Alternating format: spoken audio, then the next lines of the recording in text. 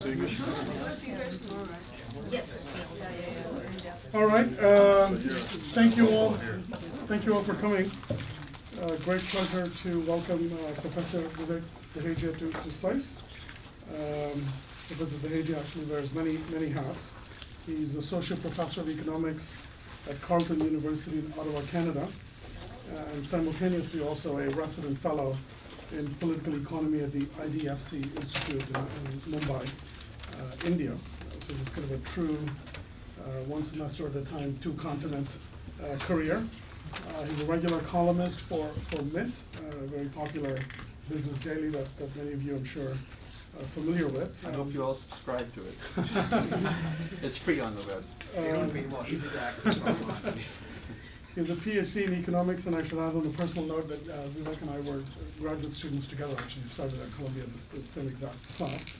So great pleasure to have you here. Finally, let me add that he is the author of Indianomics. The co-author. The other co-author is also here. Co-author with his wife, who's here as well, Rupa Subramania. So Indianomics, Making Sense of Modern India, published at Random House 24. Now out in paperback. Indeed. So Vivek's going to be talking to us today about economic reforms in India in the Narendra Modi era. Thank you for being here. Thanks very much. Thank you everyone for coming out and sharing part of a Friday afternoon with me and with what insight I can offer you. And it's a great pleasure to be here. Thank you, Walter. Thank you. It's great to see friends and colleagues here. So I'm going to, I think what Praveen and I sort of fixed was I'd make a few introductory remarks about 15 or 20 minutes, something like that, just sort of frame the conversation. And then it'd be far more interesting if we then throw it open to a Q&A, and we'd love to get your comments, questions, and have a real conversation on a very important topic, which has become, again, very topical, because, I mean, at some level, one can say that the current government is less than midway into its mandate. They've got 3.5 years to go, and that's true in a chronological sense. But it's not true politically, because we all know that from the UP state elections in 2017, it'll be election mode all the way from there to 2019 to the general election. So in effect, this government is midway, politically midway in its tenure or its mandate.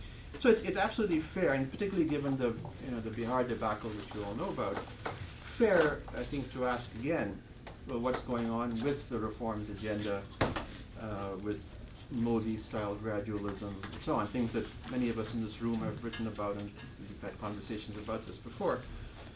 So I'm going to share my own thoughts, and I've been stressed these are my personal views, and please feel do disagree with them or agree if you agree with me. I think it's fair to say that there's an emerging consensus that the BJP, the current government, has pursued gradual incremental reforms. Not the kind of big bang or shock therapy, whatever language you want to use, type of reforms that some of their more ardent supporters would have wanted to see, have advocated, have wished for before they came to power, since then, and so on. I think that there's no dispute. I think everyone would agree, in this room would agree on that. What is disputed, where there's not consensus, but I want to share my view with you, is basically, to put it simply, is that a good or a bad thing? That they pursued a gradual incremental track towards reform and not a big bang or a shock or just do everything all at once. And I suspect I'm in a minority of people in the commentary scene, perhaps even in this room, who generally think that it's been the right way to do it. That slow and steady has generally worked. There have been hiccups, there have been some steps sideways and backwards, but for the most part, in my judgment, it has been working, and I'll suggest why I think that's really the only way to do reforms in India. If you look at, now I'm strange coming from a university professor, but there's a very large academic literature, textbook theory and models that say what a great thing Big Bang reforms are. The reality is they don't work in practice. There are very few cases where classical textbook, sort of Jeffrey Sachs textbook Big Bang, has actually ever worked. Poland, Bolivia, arguably special cases. Russia, it was a total disaster. But I'll come back to that literature, and certainly there's interest in the Q&A. But my own sense is that the Indian polity sort of dances to its own, beat or its own tune. It doesn't see radical or dramatic breaks in policy, except in very special circumstances. So 1975, Indira Gandhi's emergency obviously was an unusual situation. Lots of things happened, mostly bad, but maybe some good. 1991 macroeconomic crisis, again, a very special situation, a radical break with India's economic model, which ushered in the era of economic reforms that we're now living through. But apart from those, and maybe a couple of other episodes that may be political or foreign policy, but in terms of economics, one has not seen, one has seen a gradual trajectory and sometimes an erratic one, but you haven't seen a kind of big bang ever. So my view, and here I think I'm in good grounds in saying that I'm not engaged in ex post facto rationalization. Because I said this before the election, right after the election, 2 weeks and a month, that don't expect, people who have hyped this as this is India's Margaret Thatcher or Ronald Reagan, and we've had, conversations and fascinating discussion around that. This is a totally unrealistic, and some very good conversation, a totally unrealistic proposition for a range of reasons, and I'll suggest what I think those are. Let me also say, I think it's fair to say that most observers, perhaps because they went into it with this expectation or with this hope, whatever you want to think of it as, have been disappointed, right? That he have not done enough, he's been too slow, he's been too haphazard, he doesn't have a grand plan. Why is there no disinvestment? What's happened to that? Why, cleaning up bad bank debt? To be a litany of complaints. So I suggest a couple of reasons. One is I suggested unrealistically hyped expectations, and to be fair, by Modi and his campaign itself, right? Minimum government, maximum governance. Some people might think it's the reverse, but I think that was a campaign. And so one got that's something that a Hayek or a Friedman would have emblazoned on their wall. And that creates a kind of set of expectations. And which led some people, I think, sincerely to believe that Modi would be India's Margaret Thatcher or Ronald Reagan. Now, I was a skeptic of that thinking from the outset, and I've gone on the record as saying that, so I think, again, I'm on good grounds in saying it's not ex post facto rationalization. But, and I've suggested also, so I'll tell you, sorry, whoever I hit with that projectile, dangerous paper clips. Be careful, there's sort of a no spitting zone in theaters, it's sort of the no paperclip zone. So why is that the case? So without becoming too academic and too dry, several institutional factors, basic features of India's Westminster parliamentary democracy, which we all know, but it's worth reminding ourselves. So the BJP won an overwhelming majority, or an absolute majority, of seats in the lower house of parliament, the Lok Sabha, but of course lacks a majority in the upper house of parliament, the Rajya Sabha. And the way that's constituted is to slowly, it's got long fixed terms, it's indirectly elected by the state, so on. It take a long time. In fact, I think given the Bihar result, I think it's fair to say they now will not capture the Rajya Sabha at all in this, up till 2019. The mathematics are almost sort of infinitesimally low. I think we could agree on that, or let's stipulate that. Now, similar situations, again, without getting too bogged down in history here, have happened in the UK and in Canada. But unlike in the UK and Canada, the Indian Prime Minister cannot suddenly appoint a whole bunch of new senators or life peers to tip the balance in the upper house. Actually, Canada right now is exactly the situation in reverse. The new Liberal government faces a Tory-controlled upper house, Senate. But they have threatened, he said, look, if you don't play ball, I'm going to appoint 20 new senators tomorrow and change the balance of power in the upper house. And that's the threat. And it's a credible threat, because he can do it at the stroke of a pen. Indian PM cannot do that, right? So he's much more constitutionally constrained than the Canadian Prime Minister, the British Prime Minister. Again, we can come back to this, it happens to be in a particular wonkish interest of mine, but Westminster system. Second reason, professional bureaucracy. Unlike in this country, you can't parachute in a whole bunch of your, best and brightest into the top echelons of bureaucracy government, right? You have a fixed deck. You can shuffle it around a bit to some extent. You can bring in a few people. There's all this pushback from the entrenched bureaucracy, and we've seen that, several cases of that. We've seen that in the central bank, for instance, quite famously happen, and the finance ministry, and so on. So that's the second fact. So, and of course, and that second fact intersects with the other fact that Modi's gubernatorial style, if you want to use an American term, is his CEO style of governance, means he relies heavily on senior bureaucrats. That's how he ran Gujarat, right? The cabinet was rubber stamped, and there were 5 people in his office, CMO, in Ahmedabad, in Gandhinagar, who ran the show. And he's tried to reproduce that model in Delhi at the center of the vastly expanded PMO, but who are the people surrounding him? It's the same bureaucracy. People who sort of cut their teeth under successive Congress or non-BJP governments, they have a certain mindset. There's nothing, no conspiracy theory, nothing sinister about it. That's just the ethos that they know. So their thinking will change slowly if it will change at all. I mean, it takes time. So that's another reason. Yet another reason is, again, India's peculiarly fractured polity. India is a very strange kind of first past the post country, where because of the level of contestation and how electorally competitive it is, the current government, the BJP, won an absolute majority of seats in the Lok Sabha with a small plurality, but 31% or so of the national popular vote, the vote share. Now, to give you a perspective, in the recent election in Canada, the Conservatives, who lost 31% of the vote share, but they've got 99 seats in Parliament, the Liberals won 40%. And so in sort of strong bipartisan two-party systems, UK, Canada, you tend to have winning margins of 40% or higher. So 30%, of course, is perfectly legitimate, and that's the rule of the game, that's the system, that's all fine. I've argued that myself. But it does mean that that 2/3 of the people did not vote for you, or those who voted. You've got to carry those people somehow, right? There's whole other debate which we can have. Was the last year's election sort of a black swan event? Was it some kind of fluke, some outlier? Is it a newly emerging shape of the Indian polity? One can debate that, and I think we've all got views on that. Just tell me how I'm doing for time, Praveen. I can go on forever. It's sort of occupational hazard of doing this. But I don't want to bore you too much. So I'll just suggest a couple of things.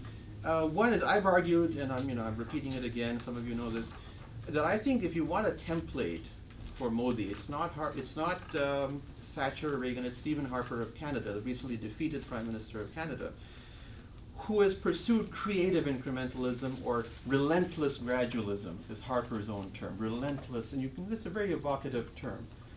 So, just to give those of you who may not know Canada, it's only 100 miles or a few hundred miles from here.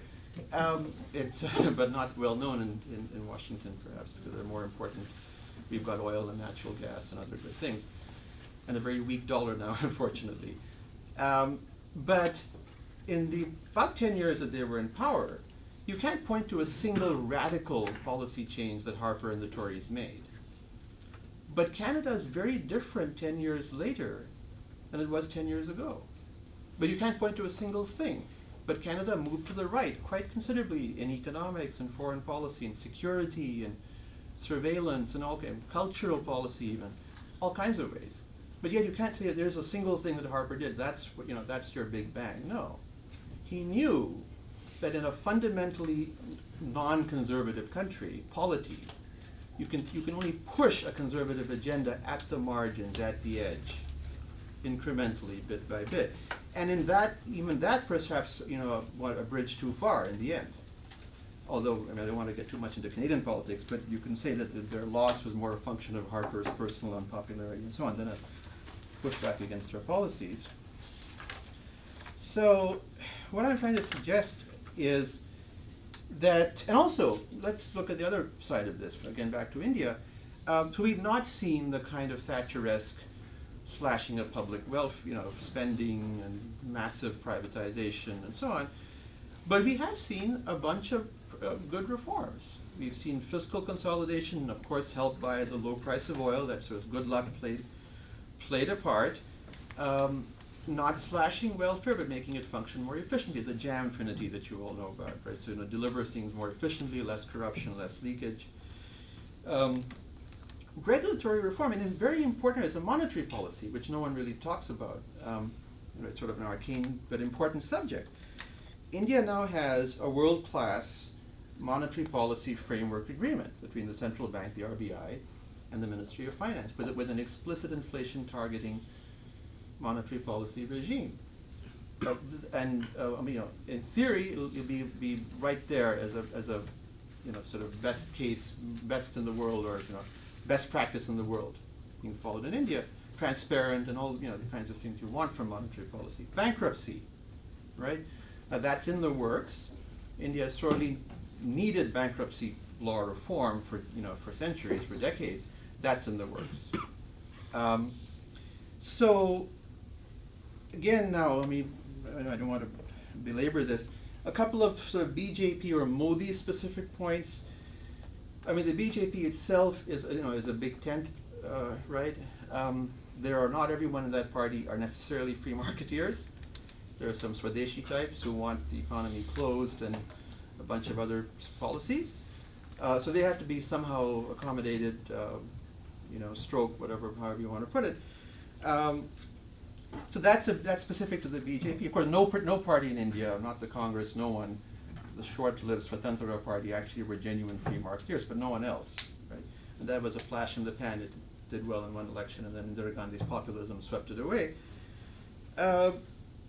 Modi himself, my own sense has an instinct for business. Again, these are cliches, but Margaret Thatcher was the daughter of a grocer. She had an instinct of a gut understanding of the market system from a business person's point of view. But having a business instinct is different from understanding free market economics. So I think that's worth saying. But much more basically, Modi is a pragmatist. He wants to win elections. Hello, he's a politician. He wants to win elections. He's been very good at winning elections. So the bottom line, I think, for Modi and for any rational politician is, well, I'll do what it takes to get reelected. If that means pressing ahead with reforms, I'll do that. If steady as she goes is fine, I'm happy to do that. And I think there's a basic failure in the political economy, or the thinking around that somehow India, and I hate to say this, is sort of almost an Orientalist thing going on here, that somehow India is the normal laws of politics don't apply. Aren't you guys doing all this great textbook stuff? Well, it doesn't happen here, right? You have a political system. There's contestation, there's negotiation, things happen, things happen. So the same thing applies to India, that politicians need to be convinced that good economics is good politics. As it happens, the jury is out on that. By the way, worldwide, it's more true in the US, for instance. Even here there's dispute in the academic literature. But in India, there's a big question mark. There's some recent important work, and I've written on this recently, suggesting that maybe in the 2000s and since, good economic management, as reflected in high GDP growth, let's say, as a simple measure, is rewarded. So incumbents are rewarded for good economic performance. But that's not necessarily true, and the other, really depending on how you slice the data, which do you take all of the states, just the big states, you get quite different results. And you can also show that it's totally random, which is a bit dispiriting, because if so, it certainly kills or cuts the incentive quite strongly for politicians to want to. Why take the risk of the political backlash?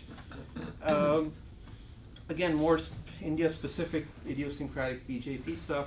2004, wrong interpretation of 2004 defeat. Everyone in the room, has heard that story. You've heard the backlash against India shining. It's a great morality fable. Happens to be wrong. There's no data which supports that hypothesis, that there was some huge backlash against the BJP government's economic campaign, if you want to call it. No evidence at all. If anything, it was a coin toss. There were some other things. Lost a few coalition partners, the timing of the election, and you can argue about why they lost. But there's no evidence. And now that we actually are crunching, in fact, people that work with me at IDFC, we're crunching the numbers, and there's no evidence at all. In other words, rich, poor, urban, rural, they all voted roughly the same way. So anti-incumbency, if you want to pick a chestnut, is probably as good an explanation as any. But certainly not this morality fable that you went to Davos and this is how you got punished by the gods of whichever political dispensation. So I'll just very quickly to finish up, and then I think I'll throw it open for Veendra, you be the umpire. Post Bihar, right? So what's the deal? One sort of early, and it's very early days, but one signal or one thing seems to be that perhaps they've woken up a bit and they realize, well, we don't have as long as we thought we did. We don't have 2 terms or whatever the mental calculation was. We have to get serious. And to that extent, I think the Bihar loss perhaps is good in the sense that it might goad them to, and so the early evidence of that raising the cap on FDI in certain sectors happened literally microseconds after the Bihar loss. I mean, Diwali gift to investors, raising the external credit borrowing limits in line with that. There's now talk of strategic disinvestment. Finally, so then the talk of a plan. Talk. I don't know if you won your bet with me here or not, but They have to actually do it. okay. So then we'll see. But there's a chance it might happen, right? I remain optimistic, partly because I have to be, because if you work on India, you've got to be optimistic. Otherwise, what's the point working on it? But more seriously, the signs I think are to me are the old cliche: glass half empty, half full. I see it as half full. I see not a perfect, but an incremental, measured, gradual reform process moving forward. Sometimes sideways, sometimes back a bit.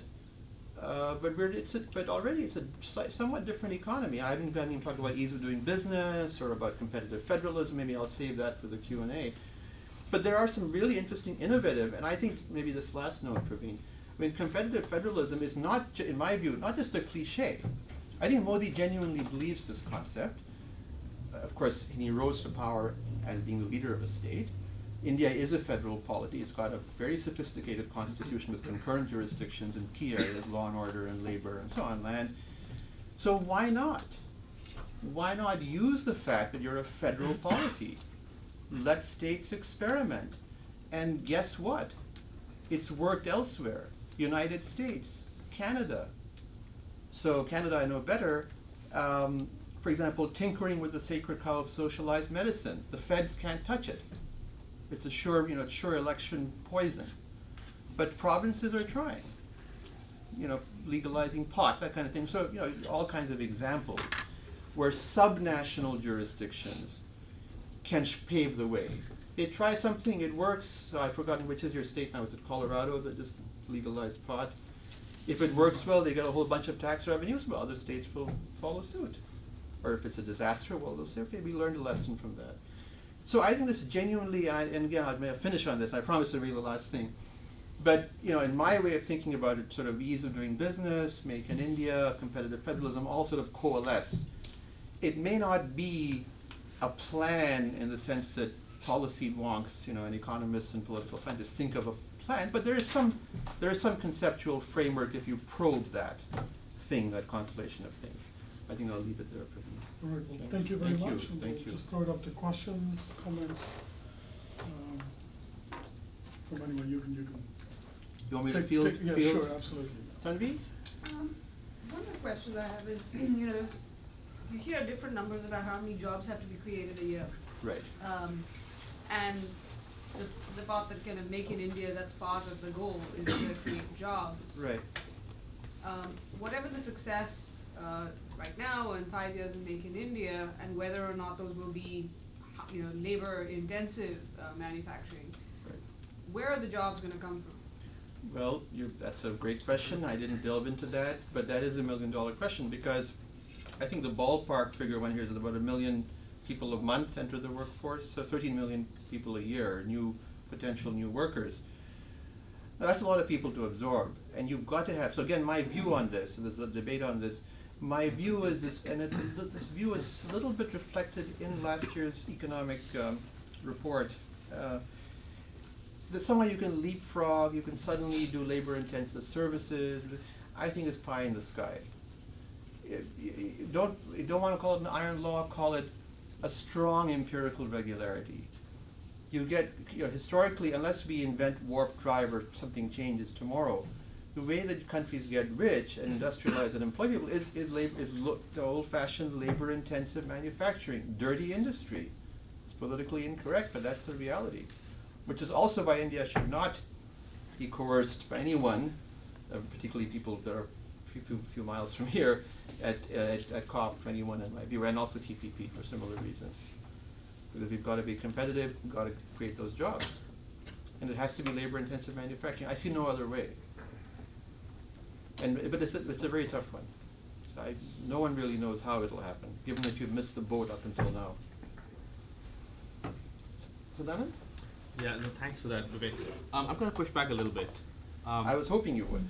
So, I mean, on the sort of, the Thatcher-Reagan comparison. Right. I think that, they were, and we had sort of, we did a Google Hangout about this and Yes, so on. which you hosted, and I was part of that, and it was a fun event. I think that there was a strong consensus before the election itself, what that meant and what that didn't mean. I don't think anybody, well, maybe somebody, but I don't think anybody who was following the election closely thought that any Indian politician is going to come and enact Thatcher-esque or Reagan-esque policies. I don't think anyone said that, to end the public sector or anything. It was in fact shorthand for something different. It was shorthand for, will India elect a prime minister who will have conviction and will do difficult things that this person's predecessors were not able to do in an Indian context, right? And this also comes to the sort of idea of Big Bang versus not Big Bang, which I completely agree with you that it's unrealistic to expect, extreme Big Bang. But many of the things that Modi is being criticized for are not. I mean, I think it's a bit of a straw man because no one is saying that, well, you didn't do what, Jeffrey Sachs recommended in Russia, therefore you're not reforming. Right. He's being measured against two governments. He's being measured against UPA and he's being NDA-1. Right. And so there are many things that people have been talking about in the reform program that are not Big Bang. I mean, they may be called Big Bang in an Indian context, Right. but these are, I'll give you examples of things that are Disinvestment, presumably. relatively, Vajpayee privatized a bunch of loss-making companies. Modi's done zero. Right. On banking reform, you've got the PJ&I committee recommendations. Again, it's not that sweeping. It's bringing shares down to 40% so that people are not under the CDC. Sure. You can go down the list. There are a lot of these. There's a reform debate that's out there, and there is a sense that his incrementalism is not merely falling short of some impossible imposed outside idea, but it's falling short of what other Indian politicians have done or attempted to do, and that what is seen as very much within the realm of the possible if you have a single party majority. All fair points, and I think that the area of our disagreement is not as large as it could be. So I think on the Thatcher comparison, absolutely, if what one means, and certainly obviously can't cover that much in a few minutes, but you're right. If by Thatcher you mean someone, a character politician of conviction, of integrity, who makes tough decisions, so on, that I think is legitimate, and that perhaps was a fair benchmark. On the other point, so sure, no one thought it would be textbook Reaganomics or Thatcher, Hayek reborn in India. But I think if one is honest, but looks at a lot of the commentary, particularly before the election, from well-known, and I'm not impugning anyone in this room or anywhere else, but if you read what was written, I think it was overhyped. I think the expectations were unrealistic. Now, I think where perhaps we disagree, and this is, I think, where, in some sense, well-meaning people can disagree, which is what is politically feasible, right? the political economy today is different than it was in 1998 or 99, 2004. We have had, and part of it I think is and I think maybe this goes partly to your point, and I think I did raise this at least tangentially. I mean, part of it is the baggage the BJP themselves carry from 2004, which they have not entirely shaken off in my judgment. I don't know if you agree with that. But there's still this sense that, look, somehow we were laid low by being sincere, by campaigning on the economy. The voters, punished us for that. So, and again, I think, so perhaps it's almost a question of definition. I mean, Modi being who he is, I don't think could do things that different. Now, that may be almost a tautological statement. So I see where you're coming from. Could a different leader with a different character or temperament have gotten this mandate? I doubt it. Would someone else have had the charisma to win 282 seats? I don't. Now, we don't know we can't see the counterfactual. I don't think so. So this is it. If you want, with all of its flaws and warts and imperfections, you have to win to do stuff. I mean, to put it very crudely. So, you might have had a better reformer waiting in the wings, but if he or she is not electable, what's the point of that? I mean, in the end, the bottom line in politics is get elected and get re-elected.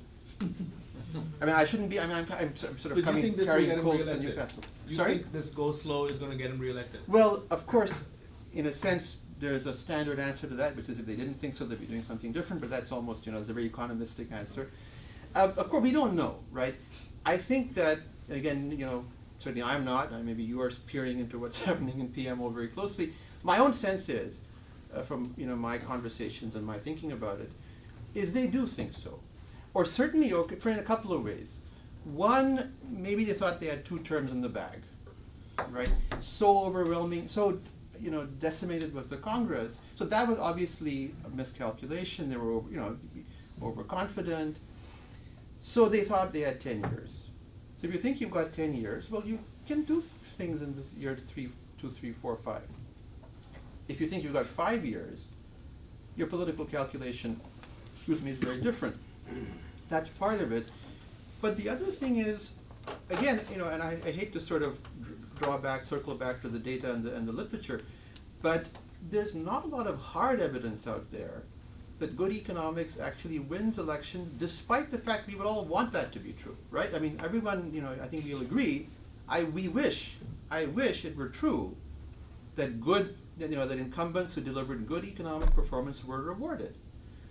In the U.S., it tends to be more true than elsewhere. In Canada, Western advanced economies.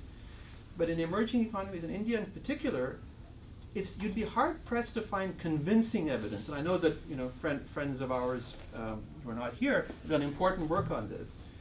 But it's, if you look at that honestly, that literature stuff, can I say that I'm convinced that if I'm Amit Shah or whoever looking at this scatter plot, saying I do good economics, I've got a 5% better chance of winning? I don't know if I'll be persuaded. So I guess you can read that in a nihilistic way, saying, well, then you just throw up your hands, it's all random, so just do what you want. I don't think it's quite that. I mean, so the flip side of that is that if there's no incentive, in some sense, to do the right thing, if you're not being penalized, that's something at least. So if it truly is a crapshoot, if it's truly random, then at the margin, why not do good economic policy, right? For you may believe, rightly or wrongly, that it's going to help you electorally. You may generate more tax revenues. There could be a range of reasons. But that's, and I know it's not, doesn't sound that optimistic, but that's the way to picture the way I see it. If you look at the data, the danger I think for all of us, including myself included here, is that commentators, analysts, tend to, and I don't want to sound too much like Nassim Taleb here, but we tend to rationalize, ex post facto. And of course, we saw this with Bihar, right?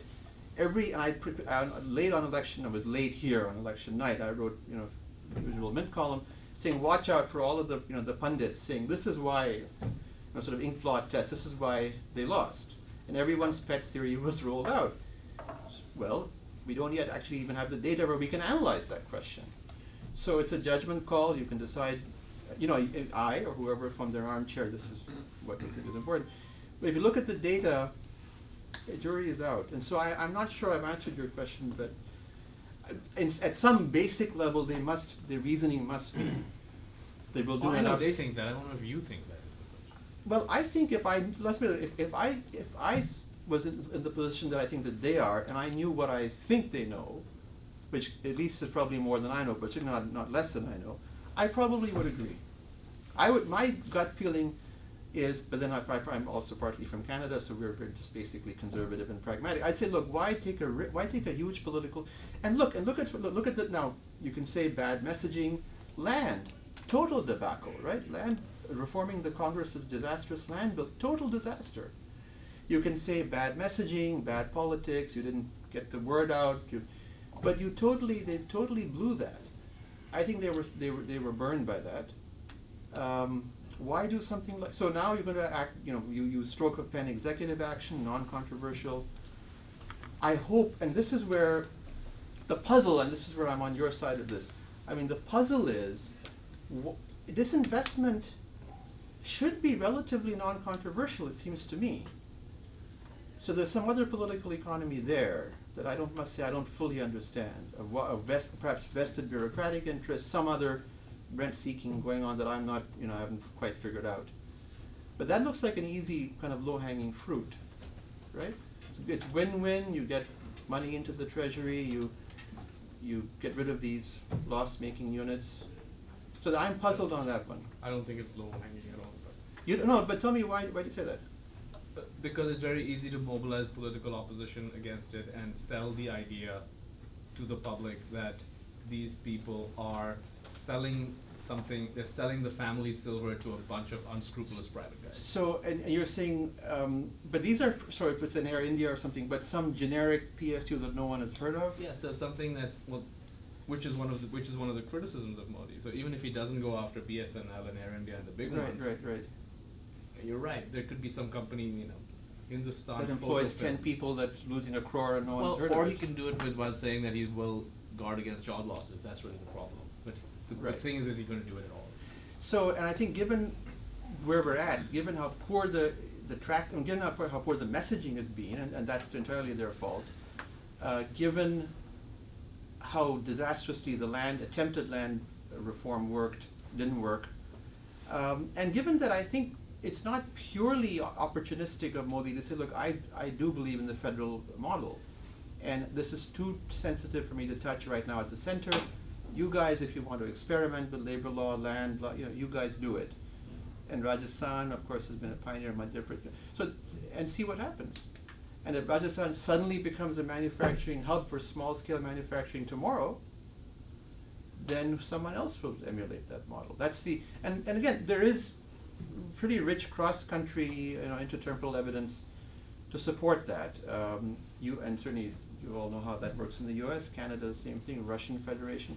So there's a fairly strong consensus in the academic political economy literature that in federal states, and this is specific to federal polities with shared jurisdictions and so on, and regional differences, that bottom up tends to work better, if I had to. And that's my reading of that literature. Just like my reading, I didn't quite give you the punchline. My reading of the academic political economy literature is that Big Bang doesn't work and gradualism does. But I have to say I'm a partisan, because 25 years ago, Praveen, 20 years ago, we really are dating ourselves, was the time of the shock therapy debates in Eastern Europe, and Jeff Sachs was on one side, Bhagwati and I and a few others were on the other side of it.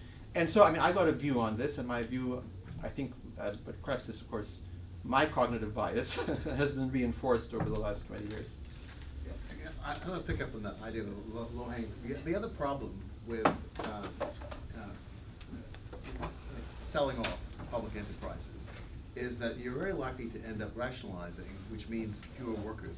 If jobs is the issue, you may actually lose jobs as a consequence. In the short run, at least. Yeah, in the short run at least, but in the short run it counts. Politically, of course, electorally, Yeah, it counts. It counts, but Yeah. actually I wanted to get to another point that's Yeah. related to the jobs issue that someone else had brought up, Right. and that is I understand that one of the consequences of Bihar was Mhm. that there have been meetings in the PMO, Mhm. people called together from the various ministries as to what can we do to create jobs? Mhm. Because the criticism is we're not creating enough. If you were in on those meetings, what would you suggest? This is very much a Washington DC type of question. I appreciate that. Well, I've lived here all my life. Well, I can tell. I'd say, look, well, of course I'm not, so just to put the record straight.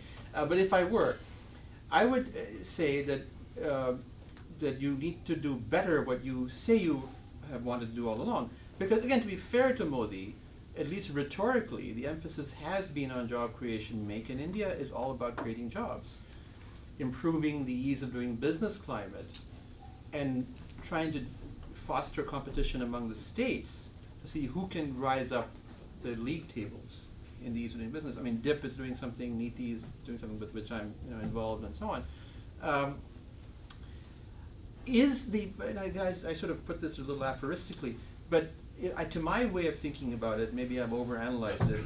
I mean, ties together Make in India, competitive federalism, and ease of doing business, all in one, perhaps overly neat bow. But I'd say you've got to push on that. So, of course, we all know the problems with the World Bank Index, and there's a lot of recent literature on that. But the notion, the concept that you've got to make it easier to do business, it's hard to contest that. You can debate how well you're measuring it. Is the fact that you can now file a form electronically, a sign of progress or not. I mean, you can debate that, which is parenthetically one reason why sort of the right way to do it, which is what we're trying to do with NITI, should be more precise, is to actually talk to enterprises on the ground. What's your actual experience? Not can you file a form online in 3.5 seconds. That doesn't mean much. As you all know, you can file a passport application in India in 3 seconds. The cop will still come and knock on your door and ask for a bribe. Right? So that's how it works. It doesn't mean that the actual progress on the ground. So have things improved on the ground for entrepreneurs, for investors? Yeah. Is there a consensus among the people who are watching now that policy changes within the theoretical scope of the central government are in fact the key to changing economic growth, or is it more the pace of policy moves has a psychological effect? I mean, like you used to talk about freeing the corporate sector was the incentive for the growth before, rather than. So to understand you're saying it's not so much the actual reforms, but the sense that we're doing something, we're freeing things up. No, it was in fact a question. I mean, Right. disinvestment before was pushed by business, and people said it didn't really make that much difference, except as an indicator that changed the mind of certain corporate sectors and gave a Sure. push. I mean, I think But here the focus is he doing policy change? And kind of, I'm saying, so what if other things are happening or not happening? Well, I think that's a fair question. I mean, again, partly it's a professional deformation for a policy wonk to focus on policy analysis. But having said that, of course, markets and investors respond to animal spirits and a kind of a gut feeling of are things improving on the ground. And there, I think, but it does tie back to my broader comment that messaging is key. Right, and so the faux pas on tax send the wrong signal. The Maji affair, bad messaging. One of the world's fifth largest multinational has its product banned. Now it's unbanned. It's banned, and so then the government's going back to court. It's a mess, right? Doesn't send. Well, you've written about it. Doesn't send the right signal to if you're sitting in New York or Zurich or wherever, am I going to invest in this place? You probably will because the market is so large, despite the uncertainties.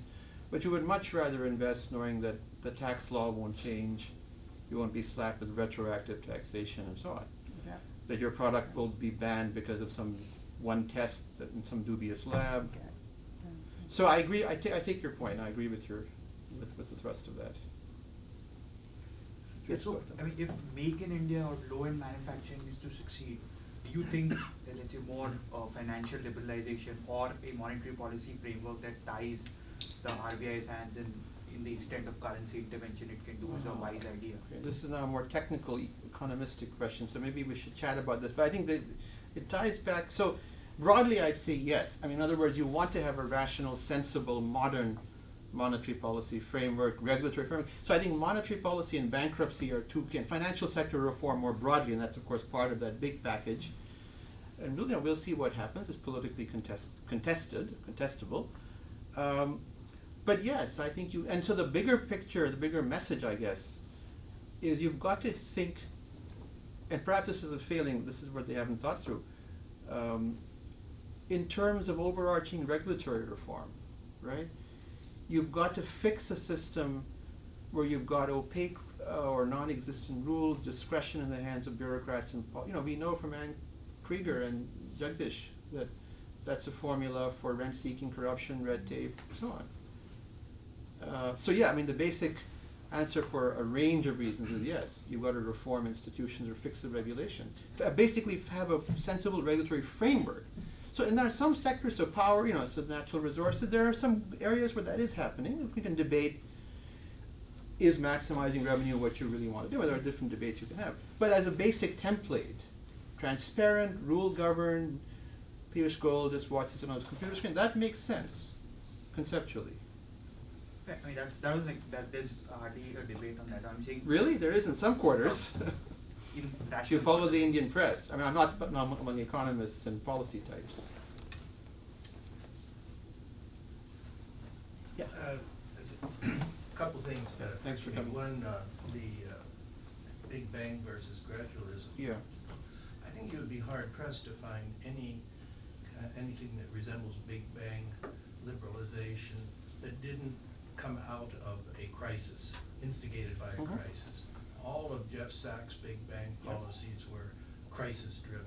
Yes. Even Thatcher and Reagan doesn't look like a real crisis, but But inflation was unprecedented when they understood. Double-digit inflation in this country. The other thesis you put forward, I find interesting that what inhibits reform is that it may not be popular with the electorate. In other emerging markets that I'm a bit familiar with, what discourages policymakers, it seems to me, from undertaking more sweeping reforms is the fear that liberalization will constrain the scope for rent seeking. Right. That would be roughly a China Which is type a of rather story. different, Politically, the economy is totally different. And so I guess, sorry, just to pick up what you said, so the fact that India is a democracy, in a sense, constrains the policy options in a way that is different for a China. And electoral consequences of a policy choice are going to be paramount, as they are for politicians everywhere. On your first point, you're now my best friend, because yes, the literature does say that crisis, economics, political science, political economy, all say, there's a status quo bias, right, in systems. Systems are slow to change. They change, there are sudden ruptures when there's a crisis, when there's a sudden transition from communism to democracy and the free market. That's a pretty big one. So I totally take that, and I totally agree with that point. but electoral politics is also subject to, is a kind of rent-seeking itself. Sure. So in Malaysia, in Thailand, where they have quasi-democratic political systems, the regimes use rents to win elections. Right? You give rice to the poor in Northeast Thailand. But isn't that true here as well? Not because it's good economics, because it's good politics. But pork barrel politics is Of true course, here. yeah. It's true. It's true, and that's how whether we like it or not, that's how democracy works. Yeah. So find a better system. But I mean, that's how it works. And so I mean, I guess I would a more perhaps a less cheeky response would be that someone who wants to work towards constitutional reform, whether in the U.S. or India, good luck. I mean, there is a sort of a utopian school of thought, and some friends of ours think that the way forward is to rewrite India's constitution. We're talking about, and it sounds great in an academic seminar in Washington, or maybe where you mean Cambridge, Mass, more than Washington. You've got some rootedness in political reality here, but it's again a total pie in the sky. How are we going to do this? What about the vested interest in rent seeking and the rewriting of the Constitution? Who will control that process and so on? For me, it's a total waste of time. You know, we have a system, it's imperfect, it is what it is. Work at the margins to make things better. Now maybe that's me, I'm 25 years into the game, being more pragmatic than I was as a 20-year-old when Praveen and I would sit in the IAB at Columbia and listen to academic seminars and talks on reform and gradualism and shock, and you say, oh, well, you know, in the ideal world, this is the optimal policy. Well, it's not the ideal world. It's a politically constrained world, and so the optimal policy may not be feasible.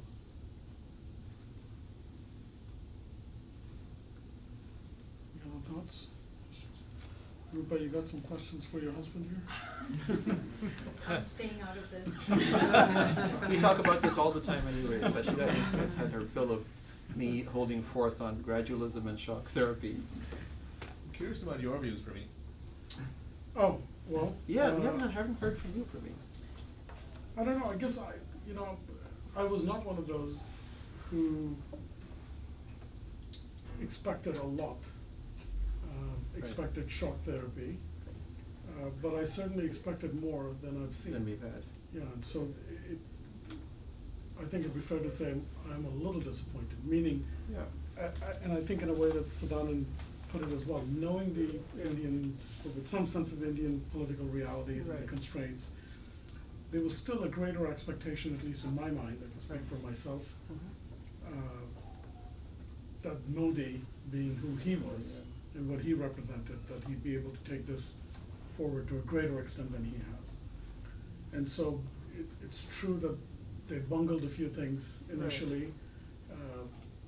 Land reform that was kind of, attempted aggressively pushed back. Exemplary disaster situation. And maybe they got burnt by that. Yeah. But it's still, I guess my sense of it also is that I would have expected a bit more than what's actually been achieved. See, can I Not that I saw anything as kind of Right. low-hanging fruit. I mean, Not that there isn't. I mean, but we're all still. disappointed, let's not, I know. but what could we have, what I'm trying to say is there's a nuanced distinction between are we disappointed versus should we have expected anything that different? And I think to be fair to people, and I think we should be fair to those who have been critical of Modi, that some of the critics had predicted this type of scenario, that he's not, you don't expect much, that he's a pragmatic, wily politician. He wants to, and be elected and re-elected. He'll do what it takes. Nothing wrong with that. But this is not necessarily the transformational figure. He is in other ways, and I don't want to get into the whole other cultural and post-colonial aspects of it. That's maybe a much more different and perhaps quite heated seminar. But maybe, so he's transformational in various ways, but perhaps not as transformational on economics as I think all of us, or most, I'm being presumptuous in this room, would have wished for, but perhaps not surprising given who he is, given his experiences back, where he's coming from, his party's history, But India's I think political one economy. of the points of that, Yeah, I mean, in terms of who set the expectations, Right. if you look at people who were talking before, it wasn't so much, I think very few were arguing, maybe here, but very few there were arguing that he's pro-market, for example. Maybe pro-business, nobody was saying he's pro-market. But in the campaign, and you can argue that politicians say what they need to in campaign, but what he sold was essentially growth, good governance, Right. jobs, and most importantly, getting things done. Yes. And I think that was what, Yeah. across the board, not just in the economic side, I think that's the disappointment, and those were realistic expectations, because otherwise the argument would have been, why How are you doing better than different? the old guy? Because Yeah. he didn't promise to get away, do away with Narendra or this thing. So people weren't necessarily expecting, yes, maybe rationalize subsidies, but Right. not do away. But it was kind of this getting things done side, which I think people have been disappointed. No, I think that is true, and to the extent that, so I mean, I think he sincerely has tried. He hasn't done as much as perhaps he wanted to himself. But in the campaign, of course, there's a whole debate. You campaign on one thing and you govern on something else. But I think to be fair, even in the campaign, there was some mixed signaling. I mean, when he spoke to business groups, or receptive audiences. He was more aggressive in talking about reform or something that sounded like reform. Isn't that your recollection, Sadanand, as well, Tanvi? So my sense, so I mean, I take your point. It was about governance, efficiency, making government function better. But look, if you say minimum government, maximum governance, that's a pretty tall, you know, either it's a slogan that helps you win, and that's, I guess that's fine. But if you really mean that, that's a pretty tall order. So I did make the point early on in my remarks that part of the, if you want to call it part of the blame for the disappointment now, is that overhyped by the commentator, and overhyped by Modi himself, promising more than he thought he could deliver. Maybe, I mean, this is again, maybe an ex post facto rational. Maybe he thought he could do all of this great stuff. Maybe he hadn't figured that, look, the Rajya Sabha is going to be a real problem for us, or whichever, right? But minimum government, maximum governance does create expectations of big bang reforms. So There's no that's, escaping that, right? so an that's, example of that would be disinvestment Yeah. that Sadanand raised. yeah. So then how do you escape that? How do you then rationalize lack of big bang reforms? And I hate that term because those reforms only Yeah. happen in moments of Right, crisis, right? So Well, there are a couple of ways to, she's my toughest critic, as you can. So she's being very, I even troll You're them on sleeping on the Twitter. couch. she's being very mild, very mild here. And she uses much stronger language at home. So the answer would be, how I'd answer that is that one, sort of classical political science, chestnuts, you campaign on X, you govern on something different from X, maybe close to X or close enough to X. Mixed messaging, I mean, this is standard, it's harder to get away with in this sort of 24/7 internet age where there's a YouTube of everything. But in the good old days, particularly in India where there was poor connectivity, no one had TV, you could say one thing to one group, to business leaders. So, Mr. Gandhi says one thing when he meets startup entrepreneurs, and something different to trade union leaders. Now that, we know he's doing that, and that's, so I don't know, I mean, it's a fair question.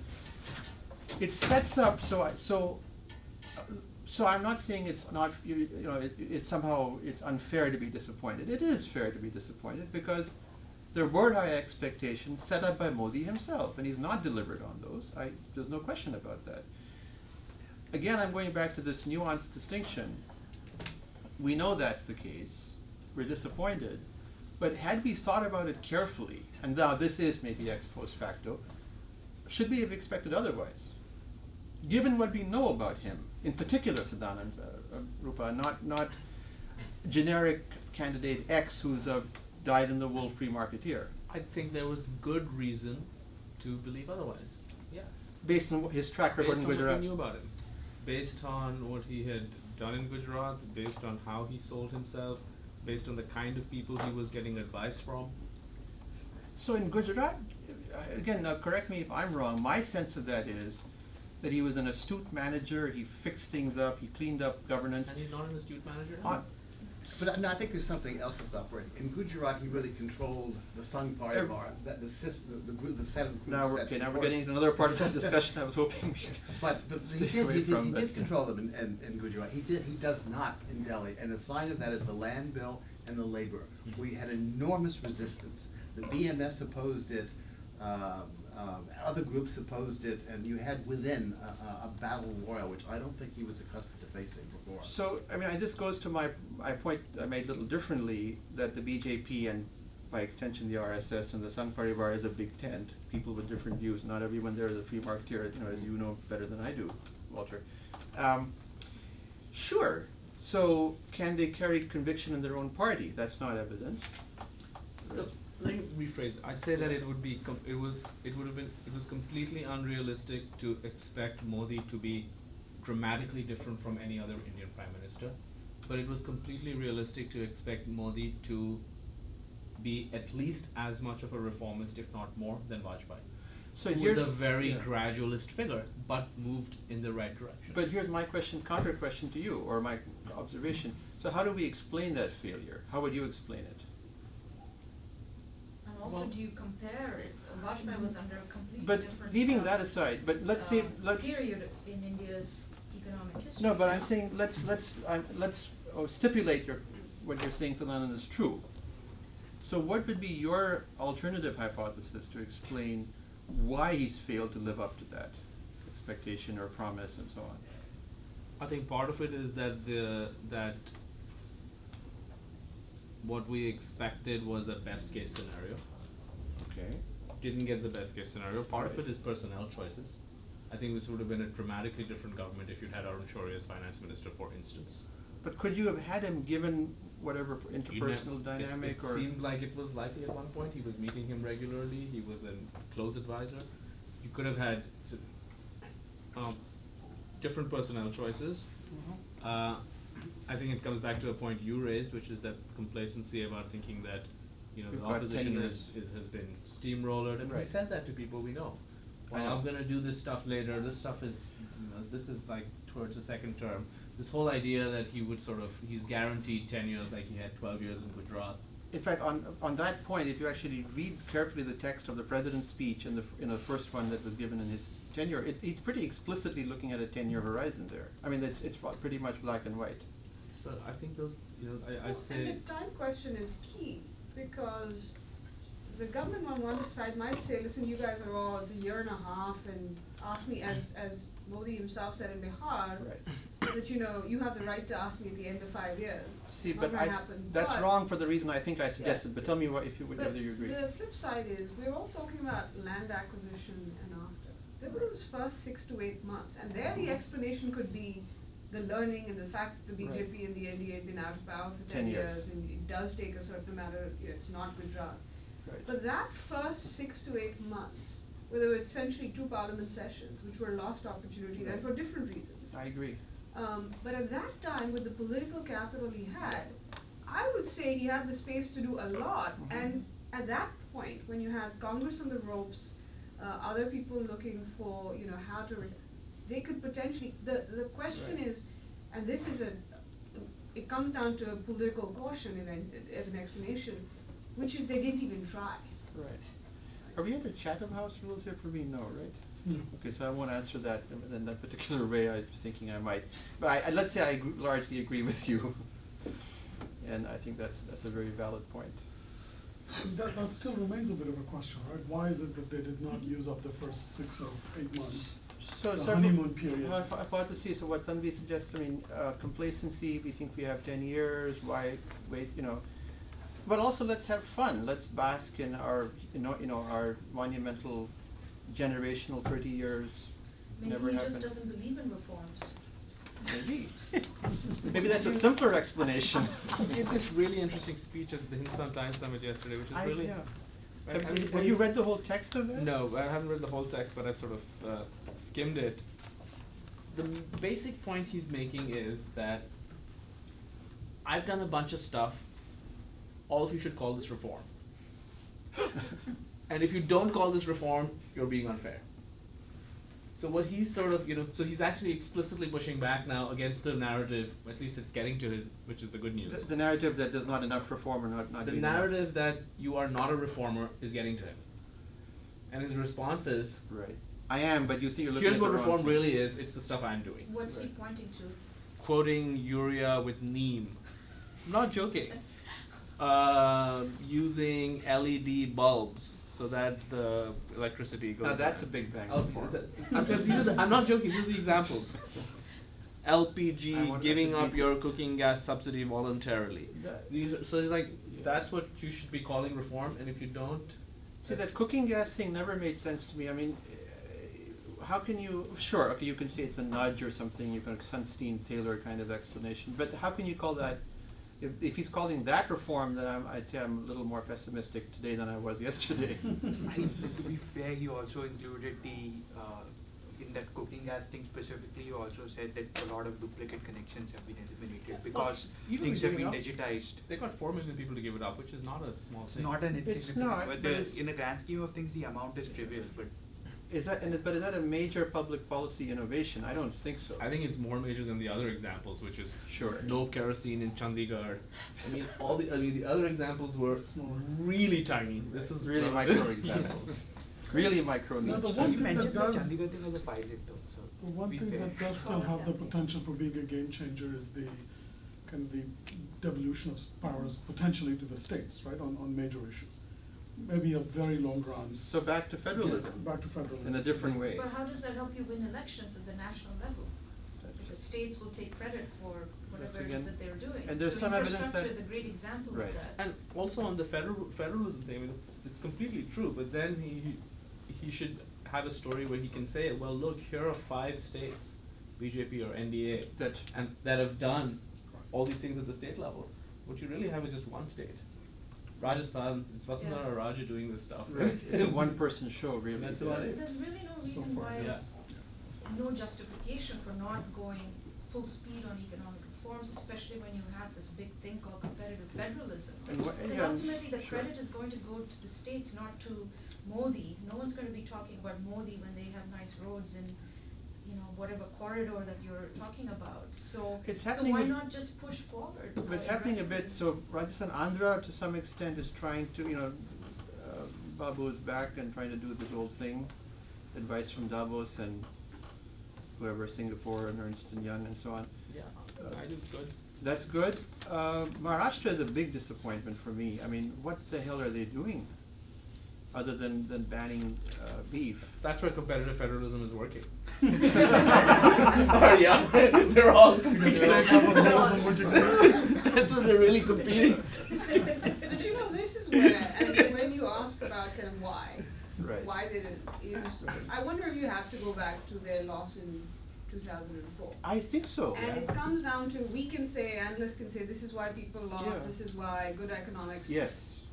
The lesson they took, Mhm. which, you know, was the Chandrababu Naidu's thing years ago Yeah. as well, Exactly. was not, because the evidence doesn't, might not It show does that not. good economics wins you elections, but it also doesn't show that good economics loses you. Exactly, But exactly. politicians have internalized that.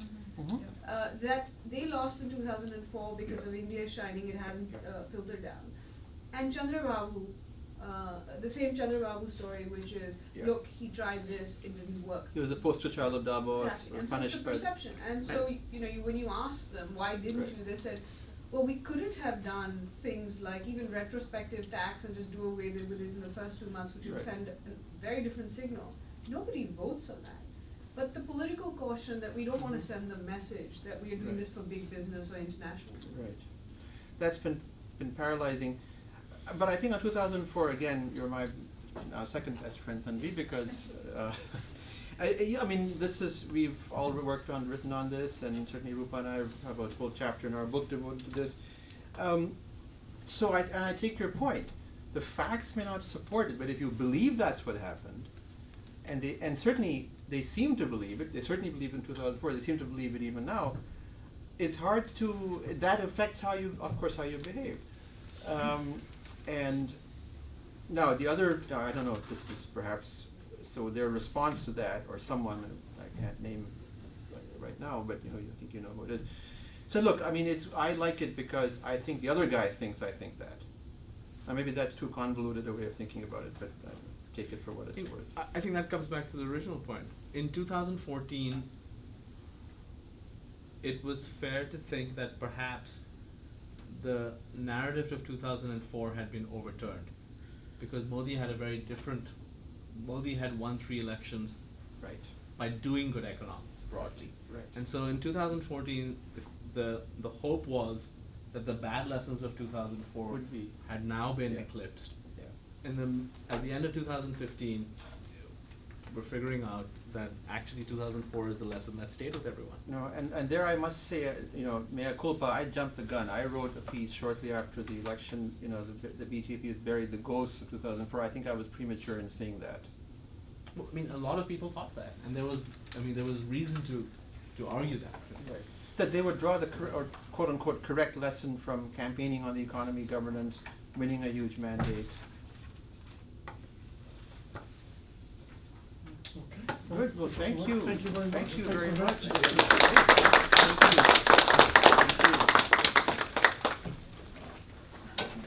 What do you think about Modi's efforts in these articles 52 to involve?